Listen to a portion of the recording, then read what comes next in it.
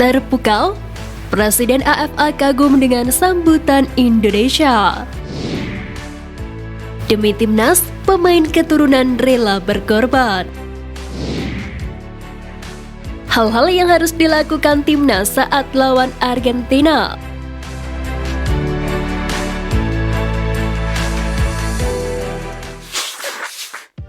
Terpukau, Presiden AFA kagum dengan sambutan Indonesia. Rombongan timnas Argentina baru saja mendarat di tanah air, tepatnya di Bandara Soekarno-Hatta pada Jumat malam kemarin. Ketum PSSI dan jajaran stafnya ikut mendampingi untuk menyambut kedatangan tim berjuluk La Albiceleste itu. Bisa dikatakan penyambutan ini tidak meriah karena memang para supporter tidak boleh hadir untuk menyambut sang juara Piala Dunia 2022. Namun, Presiden Federasi Sepak Bola Argentina Claudio Fabian Tapia mengaku senang dengan sambutan hangat yang dilakukan PSSI. Sambutan sederhana itu ternyata tetap membuat pihak Argentina merasa senang. Apalagi mereka mendapatkan selendang ciri khas Indonesia ketika baru saja tiba di tanah air.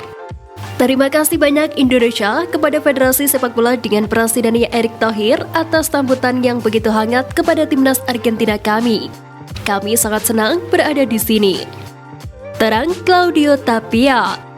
Selain kedatangan pemain yang dijaga ketat, Argentina juga akan melakukan pemusatan latihan secara tertutup.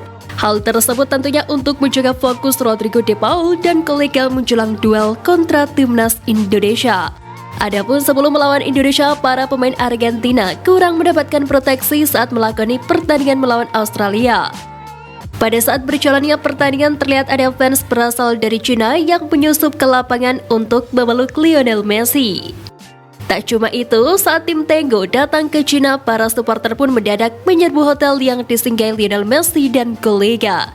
Hal tersebutlah yang membuat mereka merasa tak nyaman saat berlaga di negeri tirai bambu tersebut. Atas hal itu diharapkan para supporter timnas Indonesia tak akan berperilaku sama persis dengan supporter di Cina tersebut, agar timnas Argentina tak kapok datang ke Indonesia.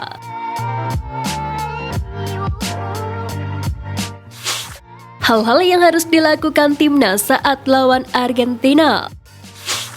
Mempertajam finishing.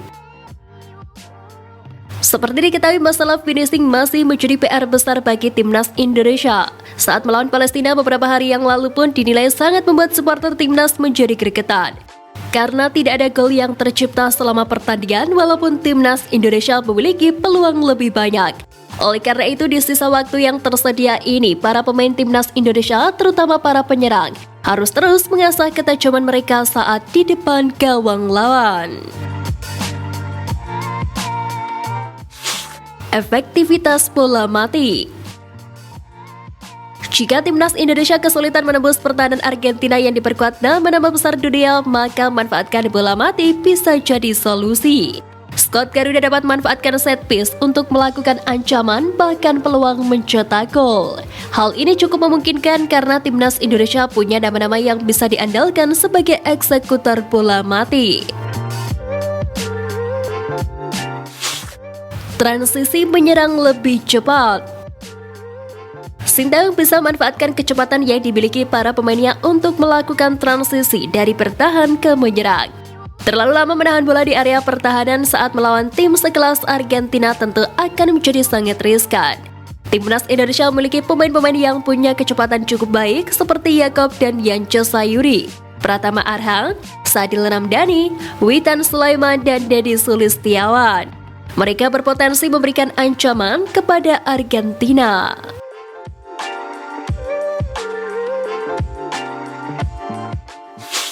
Demi timnas, pemain keturunan rela berkorban.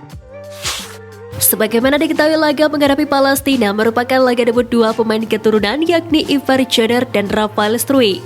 Penampilan kedua pemain tersebut menjadi pusat perhatian supporter timnas Indonesia.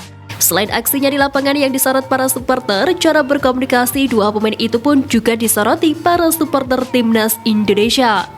Melalui pemain keturunan lainnya, Mark Klok mengungkapkan bahwa kedua pemain itu masih berkomunikasi menggunakan bahasa Inggris dan Belanda. Klok menambahkan jika kedua pemain saling berkomunikasi menggunakan bahasa Indonesia meski tidak maksimal. Tidak hanya klub, mereka juga cukup dekat dengan Stefano Lillipali, apalagi mereka sama-sama sempat berada di Belanda. Klub menjelaskan bahwa dua juniornya tersebut sangat bersemangat untuk belajar bahasa Indonesia. Dia merasa bangga melihat penampilan Ivar dan Rafael saat melawan Palestina. Kini pun mereka memfokuskan diri jelang menghadapi Argentina pada Senin 19 Juni mendatang. Diharapkan dengan komunikasi yang lebih baik, para pemain bisa maksimalkan peluang yang ada.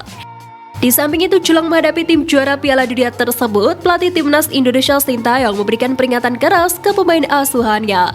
Dirinya meminta para pemainnya untuk tidak terbebani. Sintayong ingin Asnawi Mangkualam Bahar dan kawan-kawan tampil rileks dan menikmati pertandingan. Selain itu, timnas Indonesia juga mendapatkan doa terbaik dari salah satu pemain Palestina, yakni M. Rashid. Ex-gelandang Persib Bandung itu mendoakan rakyat Indonesia termasuk skuad Garuda agar selalu dirahmati Allah Subhanahu wa Ta'ala.